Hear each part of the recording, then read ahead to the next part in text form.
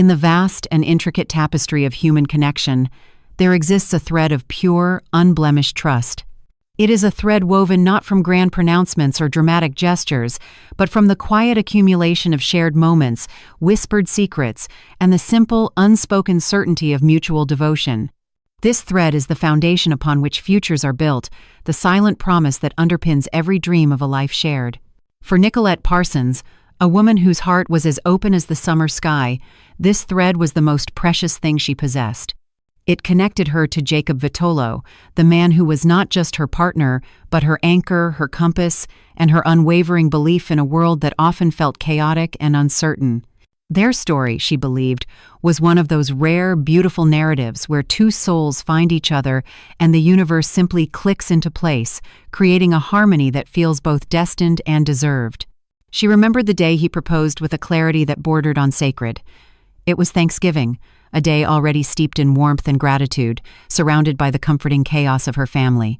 The air was thick with the scent of roasted turkey and cinnamon, and the low hum of happy chatter filled every corner of her childhood home. The tradition in her family was the breaking of the wishbone, a simple act of hopeful superstition that she had cherished since she was a little girl. As she and Jake each took an end of the delicate bone, a hush fell over the room, a collective breath held in anticipation. She closed her eyes, made her silent wish, a wish for a lifetime of days just like this one, filled with love and laughter. When the bone snapped and she opened her eyes, the world tilted on its axis. Jake was not standing beside her, a triumphant smile on his face. He was down on one knee, the larger half of the wishbone still clutched in his hand, and in the other he held a small velvet box. Inside, a diamond glittered, catching the soft light of the dining room and scattering it into 1,000 tiny rainbows. He had asked her father's permission. He had conspired with her entire family. He had chosen this moment, a moment already perfect, and made it transcendent. The yes that tumbled from her lips was not a decision. It was an affirmation of a truth she had known for years. With Jake, she was home. That single word set in motion the meticulous, joyful, and often overwhelming process of planning a wedding. For Nikki, this was not a chore. It was the joyful construction of the first day of the rest of her life. She poured herself into every detail, from the shade of ivory for her dress to the delicate scent of the freesias she wanted in her bouquet. She spent late nights scrolling through venues, her mind painting pictures of their first dance under a canopy of twinkling lights. She tasted cakes, debated color palettes, and hand-addressed invitations until her fingers ached. Every choice was an act of love, a brick laid in the foundation of their future.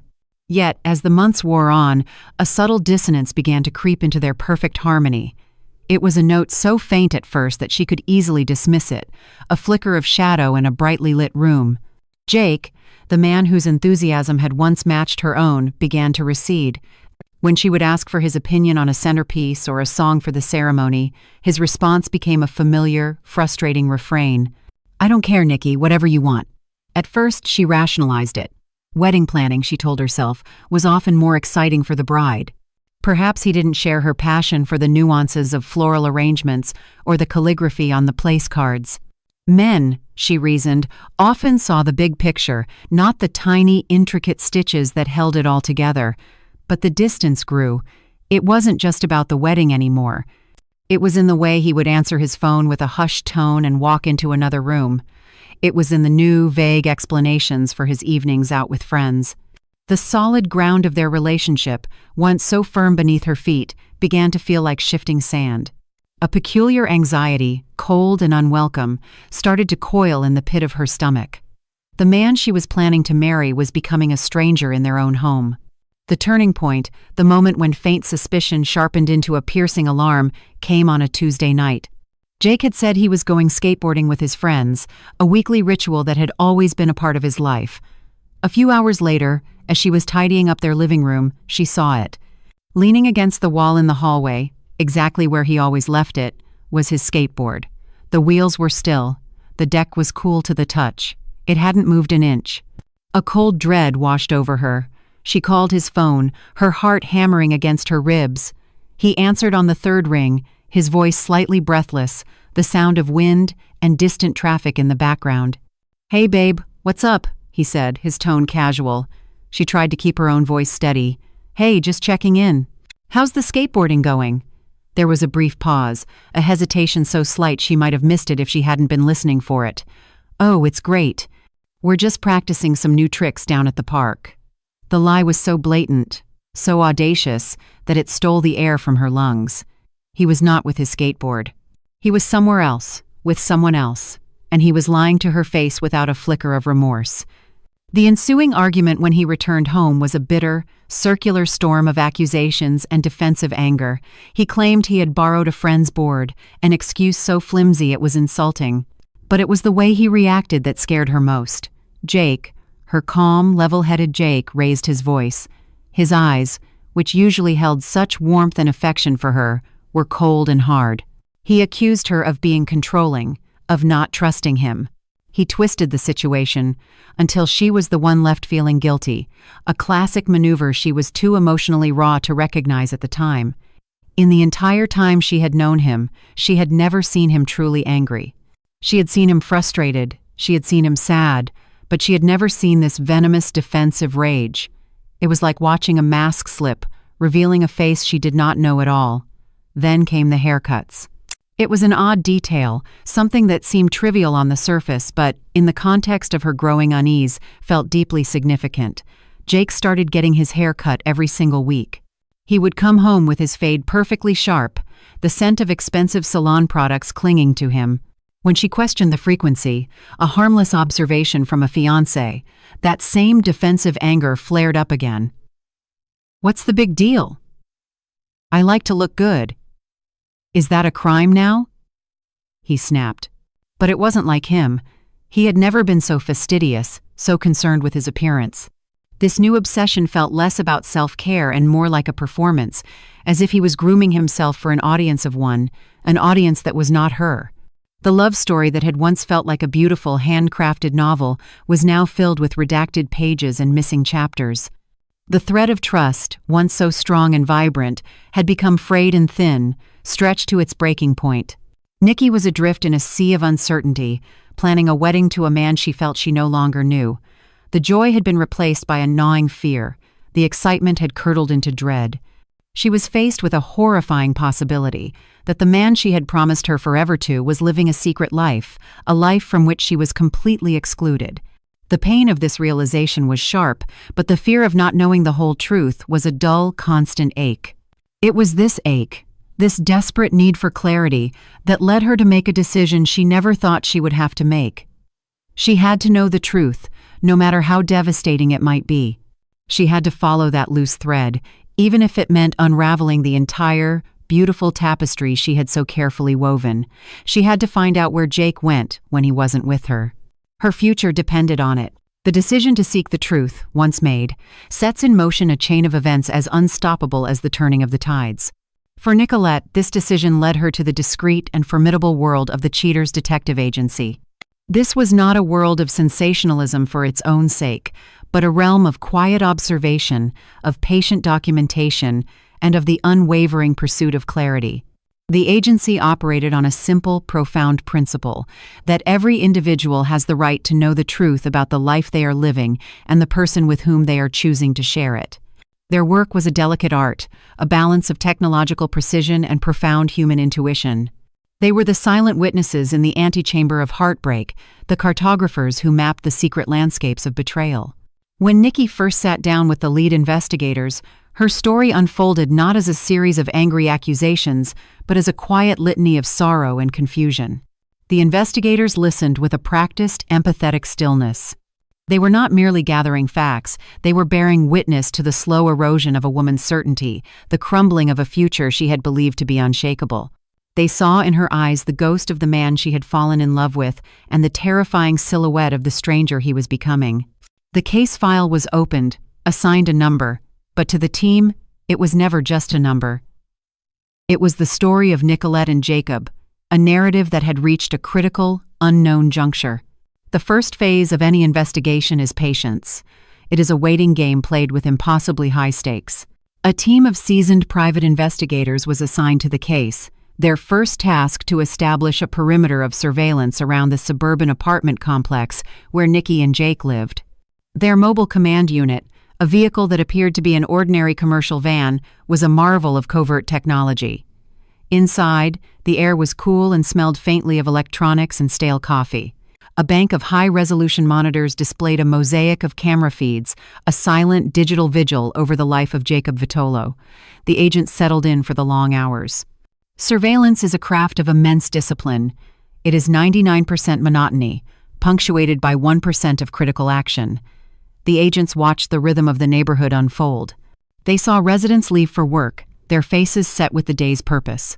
They saw delivery trucks come and go, children riding bicycles on the sidewalk, the slow, methodical march of the mail carrier.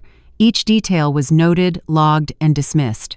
They were waiting for a single signal, a single deviation from the predictable pattern of a life supposedly shared. For several hours, there was nothing. The sun arced across the sky, its light shifting through the van's tinted windows. The world outside continued its mundane dance, oblivious to the silent observers documenting its every move. The agents spoke in low, measured tones, their conversation a mix of case-related observations and the easy camaraderie of professionals who have spent countless hours in close quarters. They were waiting for Jacob. Then, movement. One of the monitors, focused on the entrance to the underground parking garage, flickered to life. A figure emerged from the building, walking with a casual, unhurried gait. It was Jake Vitolo, age 27, a man accused of nothing more than a series of troubling inconsistencies, yet now the sole focus of a highly sophisticated surveillance operation. He was dressed in fashionable jeans and a designer t-shirt, his hair perfectly styled. He seemed entirely at ease, a man without a care in the world. He disappeared into the concrete canyon of the parking garage. A moment later, the low rumble of a powerful engine echoed from below, and his sleek, dark sport utility vehicle emerged into the afternoon light. The chase was on, though the term chase suggests a frantic energy that was entirely absent from the team's methodology. Their pursuit was a seamless, almost invisible ballet of vehicular choreography. The lead agent drove with an unnerving calm, keeping a precise distance, a buffer of 2 or 3 ordinary cars between their van and Jake's SUV. Another agent navigated, calling out turns, predicting traffic patterns, ensuring they never lost the visual. A third agent handled communications and logged their route, a digital breadcrumb trail of their suspect's journey. There was no drama, only a quiet, intense focus. Jake drove with no apparent urgency, merging smoothly onto the highway, music audible from his open windows. He seemed to be just another commuter, another soul navigating the city's arteries. He exited a few miles down the road, entering a part of the city known for its trendy boutiques and upscale establishments. He pulled into the parking lot of a place that immediately drew the investigators' attention. It was a hair salon, but not a traditional one. The sign, rendered in a stylish, modern font, advertised its dual nature. It was a place for grooming, but it was also a place for socializing, for drinking. It was, as the narrator on the final report would later term it, a beauty bar. The concept itself was not suspicious, merely a product of modern urban life. But it was the destination, a place where one could get a trim and a cocktail that aligned perfectly with Nicky's anxieties. This was where he had claimed to be getting his weekly haircuts.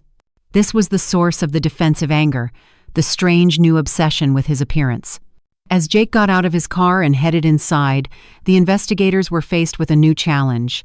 They had followed him to a location, now they had to understand its significance. They could not follow him inside without risking exposure. Their vigil shifted from mobile to static. One agent began running the name of the salon, cross-referencing it with public records, searching for any connection, any name that might be relevant. Another scanned the parking lot, noting the make and model of every vehicle. Every piece of data, no matter how small, could become a crucial part of the puzzle. An hour passed. Then another. The sun began its slow descent, painting the sky in hues of orange and purple. The neon sign of the beauty bar flickered on, casting a warm, inviting glow onto the sidewalk. Through the large front window, the investigators could see the silhouettes of people inside, laughing, talking, their forms indistinct and anonymous. Jake was among them, but what he was doing, and with whom, remained a mystery. And then, the door opened. Jake stepped out, but he was not alone. Walking beside him was a woman. She was not someone Nicky had ever mentioned, not a face from any of their shared photographs. The agent's training took over. Cameras with powerful telephoto lenses were raised. Every detail was captured in crisp, undeniable high definition. The woman was stylish, her long dark hair catching the light. She was laughing, her head tilted back in a gesture of pure, uninhibited delight. Jake was laughing with her, his arm resting casually, possessively, on the small of her back. The professional distance of the investigators did little to soften the emotional gravity of the image. This was not the body language of a client and a stylist. This was not the interaction of casual acquaintances. This was intimacy. As they walked towards Jake's vehicle, their hands found each other, their fingers intertwining in a gesture as natural as breathing. It was a small act, a fleeting moment, but it was a profound betrayal captured in a single damning frame. They stopped beside his SUV, their conversation now low and intimate. The cameras continued to roll, the silent, unforgiving eye of the lens documenting every nuance. The woman, who the investigators would soon identify as Giselle Marks, reached up and brushed a stray piece of hair from Jake's forehead. He leaned in, and for a heart-stopping moment, the agents believed he was going to kiss her. Instead, they embraced, a long, close caress that spoke volumes. It was an embrace that lingered too long, a goodbye that felt more like a promise of a future meeting than a final parting. He got into his car, she gave a small wave, and then she turned and walked back into the salon, disappearing behind the glass door. Jake watched her go, a small, unreadable smile on his face, before he started the engine and pulled out of the parking lot. The first day of the investigation was over. A mountain of questions had been answered with a single, devastating image. The vague suspicions that had haunted Nikki for months had now taken on a name and a face. The agents on the surveillance team felt no triumph, only the somber weight of the truth they had been hired to uncover. They had the first piece of evidence, a clear indication of misconduct. But they knew their work was far from finished. This was likely not an isolated incident. To understand the full scope of the deception, they needed to see the pattern. They needed to know how deep the betrayal went. The next day, they would be back, waiting and watching, ready to document the next chapter in this unfolding story of a love that was beginning to look like a lie. The second day of surveillance began with the same meticulous patience as the first, but the atmosphere inside the van had changed. The previous day's discovery had replaced the fog of uncertainty with the cold, hard reality of infidelity. The question was no longer if Jake was being unfaithful, but to what extent. The team watched as Jake left the apartment in the late afternoon. He was dressed differently today, a bit more casual, but he carried himself with the same easy confidence. He was a man moving through a world he believed was his own, completely unaware that his every action was being observed, recorded, and analyzed. He took a different route this time, leading the surveillance team through a winding series of residential streets before ending up at a local tavern. It was a classic neighborhood spot, with a weathered wooden sign and darkened windows that promised a cozy, anonymous escape from the outside world. He parked and went inside. The investigators found a discreet vantage point across the street. A few minutes later, a familiar car pulled into the tavern's lot. It was the vehicle belonging to Giselle Marks. She got out and, without a moment's hesitation, walked inside. The pieces were falling into place, forming a picture of a well-established, clandestine relationship.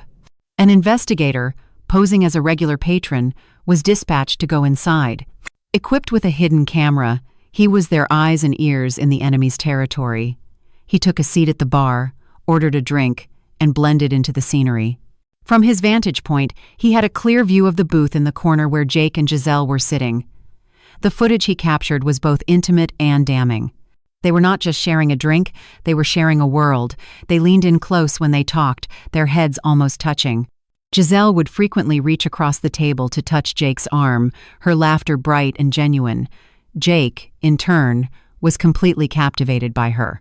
He looked at her with an intensity, a focused adoration that a man should reserve for his fiancée. At one point, Jake's phone rang. The hidden camera recorded as he glanced at the caller ID. A flicker of annoyance crossed his face. He answered the call, his voice changing, becoming slightly more formal, more distant. "Hey, what's up?" "No, I'm just with the guys, watching the game." "Yeah, it's a good one." He listened for a moment, his eyes still fixed on Giselle. "Lasagna? Oh, that sounds great, babe. Yeah, I'll be home in a bit." "Okay, love you too." He hung up the phone and immediately turned his full attention back to Giselle, the lie slipping from him as easily as an exhaled breath. The investigator at the bar knew, with a chilling certainty, that the person on the other end of that call was Nikki, at home, lovingly preparing a meal for her fiancé, a man who was at that very moment weaving a web of deceit around her. The scene in the tavern continued for another hour. They ordered another round of drinks, their conversation flowing effortlessly. There was an ease between them, a comfort that spoke of shared history and deep familiarity. Finally, they stood up to leave. They exited the tavern and walked to their separate cars. In the relative privacy of the dimly lit parking lot, their professional facade, if there ever was one, crumbled completely. They fell into a passionate, lingering embrace. This was no friendly hug. This was a kiss, deep and hungry, a confirmation of everything the investigation had uncovered. They eventually pulled apart, and after a few more whispered words, they went their separate ways. The team documented it all. The call. The lies. The kiss.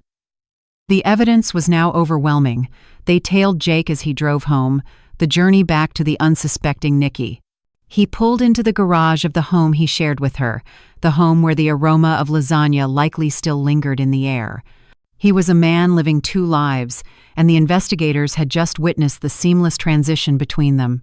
He walked into his home, back into the role of the devoted fiancé, leaving the evidence of his other life parked at the curb. The team knew they had more than enough to present to their client. The pattern was clear, the deception undeniable. The final phase of the investigation was complete. Now came the hardest part, delivering the truth. The following day, the surveillance continued, not because more evidence was needed to prove the infidelity, but to understand the full, devastating scope of Jake's double life. The team operated with a quiet, somber efficiency. They were no longer investigators uncovering a mystery. They were chroniclers of a betrayal in its final, unfolding act. They watched as Jake went about his morning, his routine, a hollow performance of normalcy. He left the apartment, and the surveillance team followed, the now familiar path leading them once again to the beauty bar. This place was clearly the nexus of his secret life, a stage upon which his deception played out. As before, he went inside, and the team settled in for the wait. Sometime later, he and Giselle emerged together, their movements now imbued with a casual intimacy that was even more pronounced than before. They were not holding hands this time, but they walked so closely that their shoulders brushed. There was a shared rhythm to their steps, a synchronicity that spoke of countless hours spent in each other's company. They did not head to their cars. Instead, they walked down the block, their destination a small, trendy eatery, a place with outdoor seating under a large, leafy oak tree. They chose a corner table, affording them a degree of privacy, yet still visible to the long-range lenses of the investigation team. The scene that played out was one of domestic bliss, a cruel parody of the life Jake was supposed to be building with Nikki. They shared a meal, their conversation easy and punctuated with laughter. They looked for all the world like a happy, devoted couple enjoying a sun-drenched afternoon. As they ate, their masks, which were still a common sight, sat on the table beside them, a poignant symbol of the other, more significant masks they wore in their daily lives. They were so comfortable, so seemingly in their own world, that they let their guard down completely. Under the dappled shade of the old oak tree, what had previously been suggestive became explicit. They leaned across the small table, sharing bites of food, their gestures tender and affectionate. Then, believing they were unobserved, Jake reached out, his hand gently cupping Giselle's cheek. He leaned in and kissed her.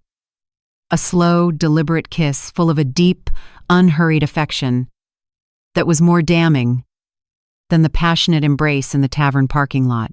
This was not a stolen moment of lust. This was a moment of profound, shared intimacy. They were, for all intents and purposes, behaving as if they were the only two people in the world, building their own story, chapter by chapter, right under the open sky.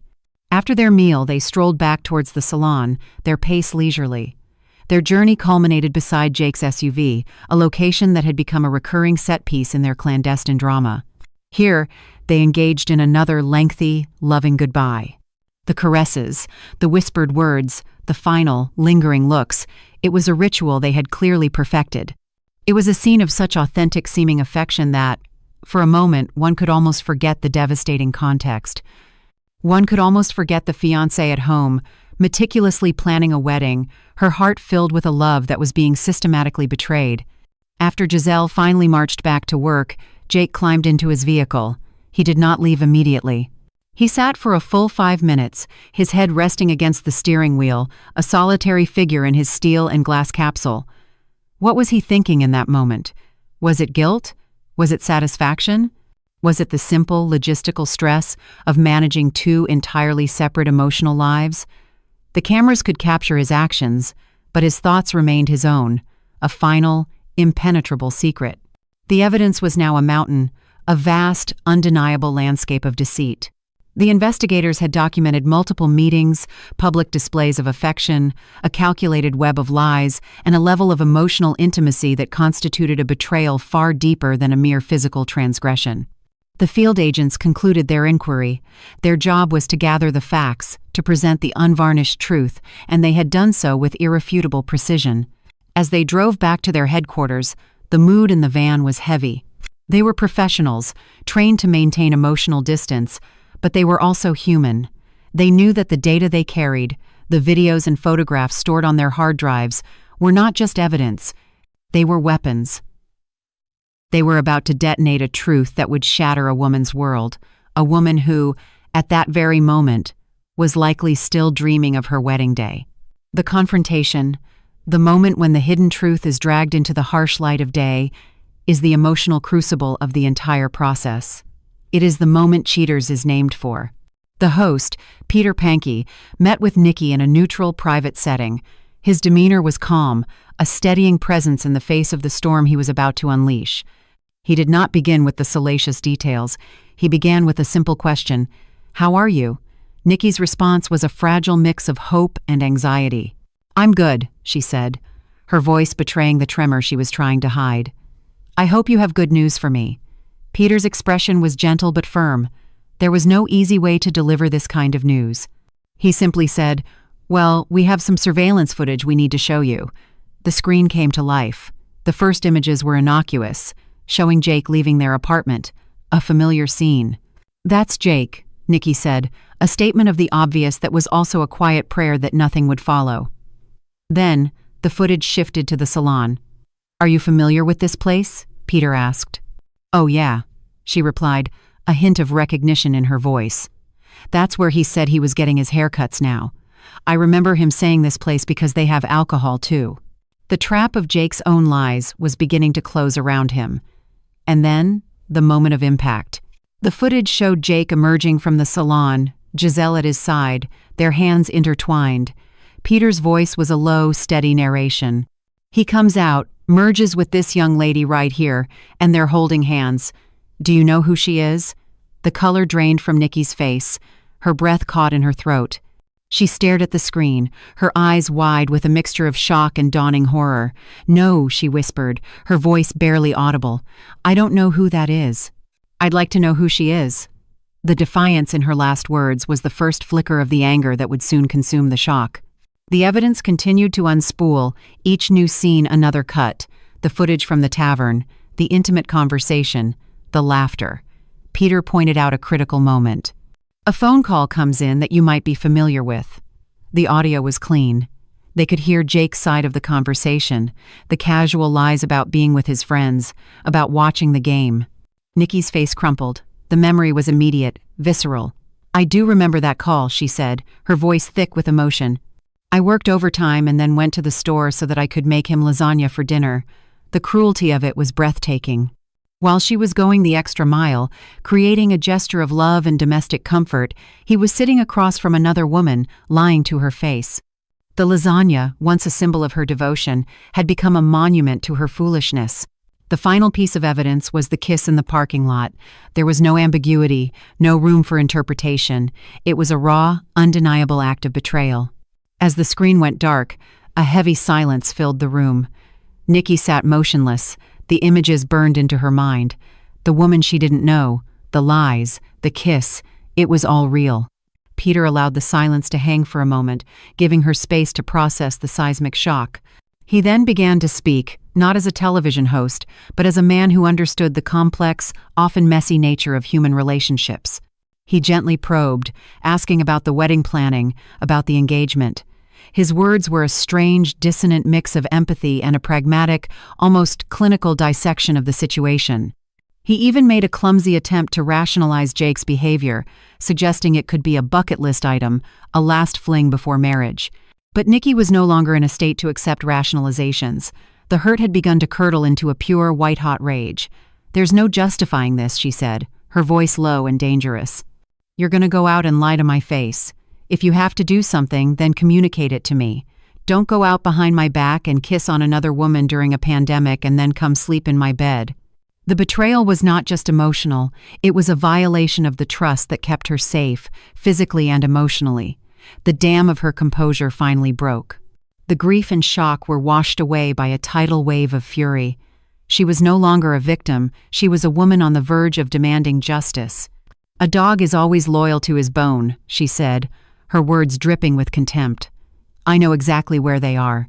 Peter seized the moment. The passive phase of the show was over. It was time for the confrontation. "They're together right now," he confirmed. Nikki's eyes flashed. "Show me. Take me to them." The request was a command. Peter knew this was the point of no return. "Want to pull up?" he asked. The street slang a jarring contrast to the raw emotion of the moment. "Yes," she hissed. "Let's go."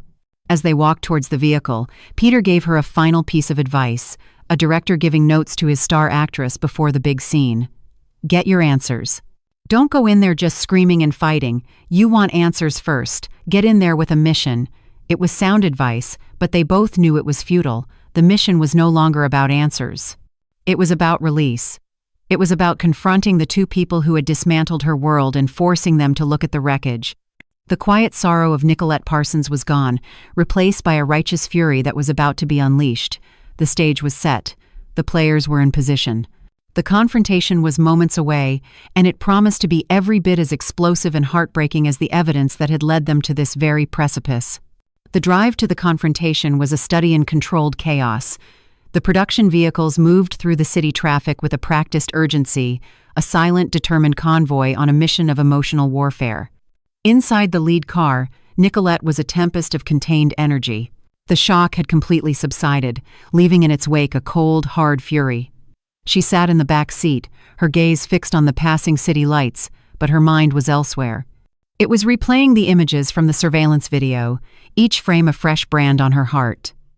The laughter, the holding hands, the lies spoken over the phone, the kiss. It was a highlight reel of her own humiliation. Peter Pankey sat beside her, attempting to offer last-minute counsel, a voice of strategic calm in the eye of her emotional hurricane. "Remember, get your answers," he repeated, his tone earnest.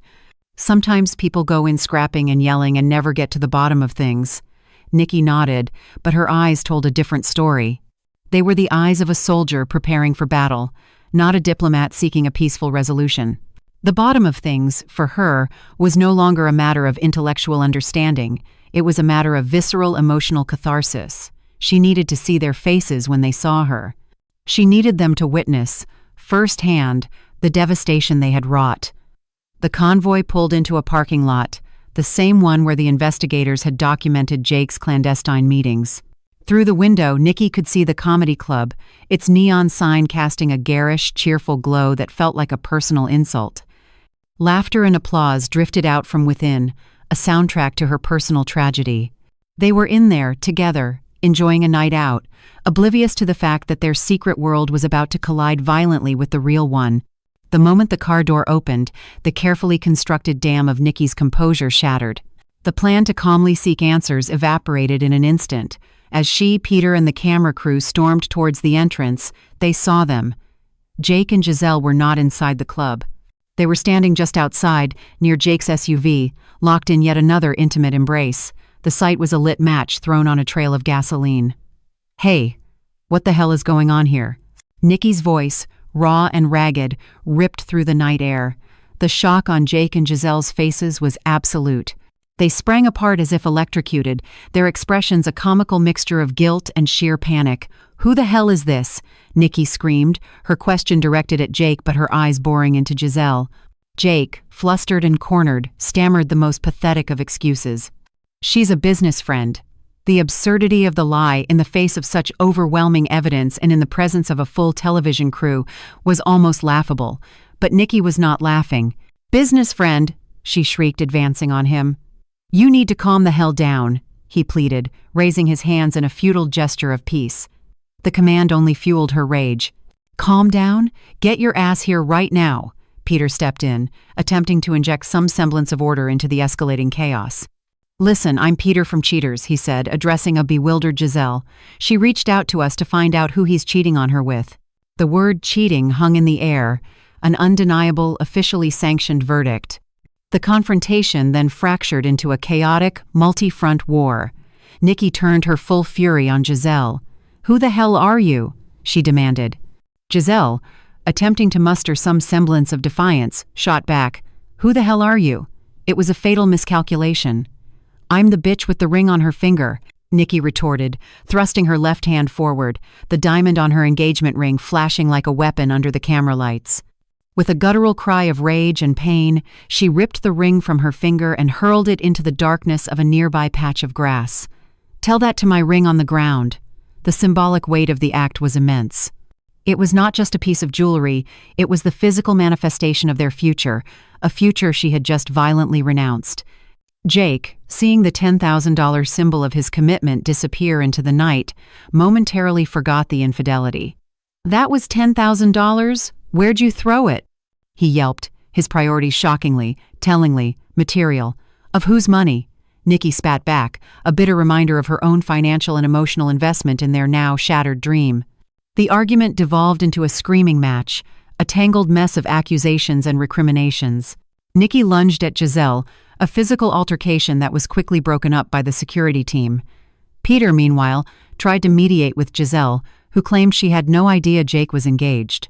Whether it was the truth or a self-serving lie was impossible to know, and in the heat of the moment, entirely irrelevant. The damage was done. The betrayal was absolute. In the aftermath of the initial explosion, the raw, high-octane anger began to give way to the profound, aching sorrow that lay beneath. Nikki's fury, having found its release, left a vacuum that was quickly filled with despair. She collapsed into sobs, her body shaking with the force of her heartbreak. "I want to know where the Jake that I fell in love with is," she cried, her words muffled by tears, "'cause he's not here tonight at a comedy club with some other bitch." It was the most poignant question of the night, a lament for the man she thought she knew, the man who had proposed to her in front of her family, the man to whom she had promised her life.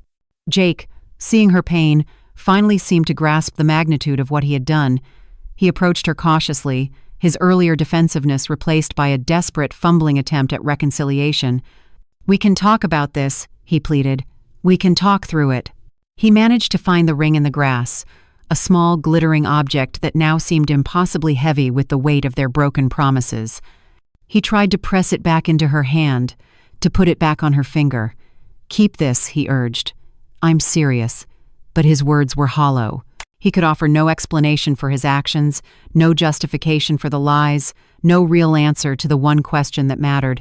Who is she? Every time Nikki asked, he would deflect. "That's not important. What's important is what we do going forward." But it was important. It was everything. Giselle was the symbol of his betrayal, the living embodiment of the secret world he had built at the expense of their own.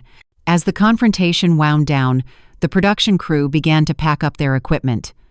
The harsh glare of the camera lights was replaced by the cool, indifferent glow of the street lamps. What was left was the stark, unscripted reality of three broken people in a parking lot. Giselle, after a final, defiant exchange with Nikki, faded away into the night, a secondary character exiting the stage after the climax. Peter offered some final words of advice, once again suggesting the therapy services provided by the show, a practical solution to an emotional cataclysm. And then, it was just Nikki and Jake, alone in the wreckage. In a stunning, heartbreaking display of the powerful, often irrational bonds of love and attachment, Nikki seemed to consider it. The anger had burned itself out, leaving her exhausted and vulnerable. "I just want you to want to do it," she said, her voice small. "I've been planning our whole wedding.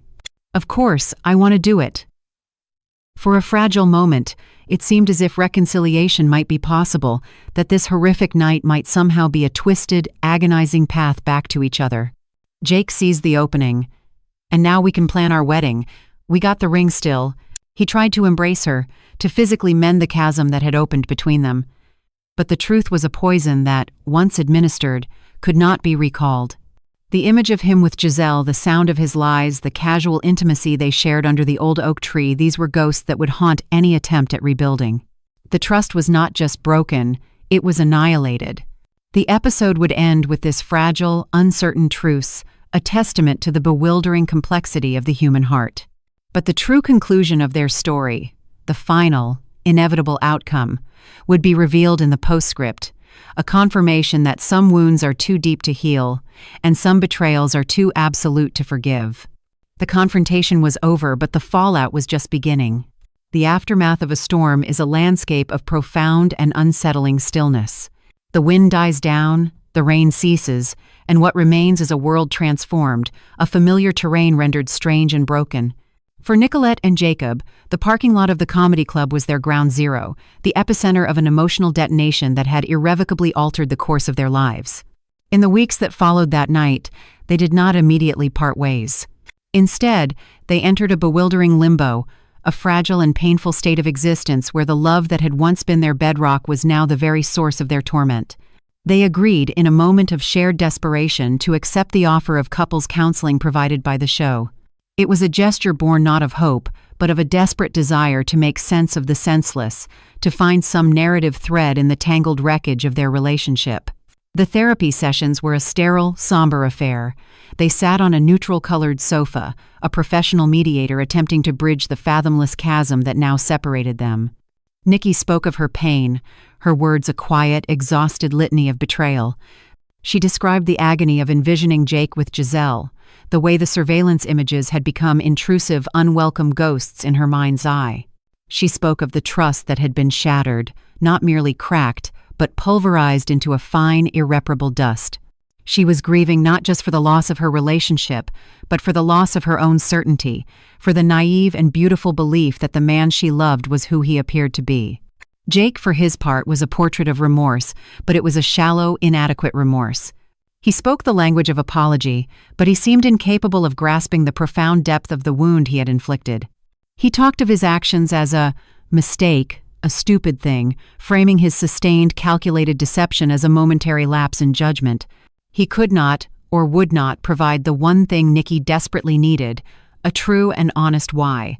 The name Giselle became a forbidden word in their sessions. Any attempt by Nikki to understand the nature of that other relationship was met with deflection and a frustratingly vague insistence that it was over and didn't matter. But it did matter. It was the entire story.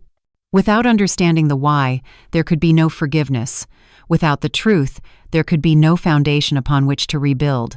The counseling, meant to be a tool for reconstruction, became instead a meticulous, painful autopsy of a dead love. It revealed the fundamental incompatibilities that Jake's betrayal had laid bare. Nikki yearned for emotional depth, for communication, for a partner who could navigate the complexities of life with honesty and integrity. Jake, it became clear, was a man who recoiled from complexity. He sought ease, comfort, and the path of least resistance. He had not been seeking to replace Nikki, but rather to supplement the life he had with her, to have the stability of a fiancé and the thrill of a secret affair, a compartmentalization that revealed a staggering lack of emotional maturity. He saw the wedding planning and the counseling not as joyful acts of co-creation or necessary acts of repair, but as chores, as obligations that impinged upon his freedom. The final, damning verdict on their relationship came not from Nikki but from Jake himself, in a statement that was as revealing as it was callous. He declared with a sigh of exasperation that she had him tied up at counseling and wedding planning. Ain't nobody got time for that. The end, when it came, was not a dramatic explosion like the confrontation, but a quiet, somber implosion. It happened on a Tuesday evening, just days before the wedding invitations were scheduled to be mailed. They were sitting in their living room, the space that had once been their sanctuary, now thick with unspoken resentments. Nikki looked at Jake, at the man she had once adored, and for the first time she saw him with a brutal, heartbreaking clarity. She saw not a partner, but a project. She saw not a man but a boy who refused to grow up. She saw a future not of shared joy, but of her constantly trying to manage his selfishness, to coax him into a maturity he was unwilling to embrace. In that moment, she knew. "I can't do this," she said, her voice soft but unwavering. "I can't devote my life to someone so selfish." There was no argument. There were no pleas. Jake simply nodded, a flicker of something that might have been relief in his eyes.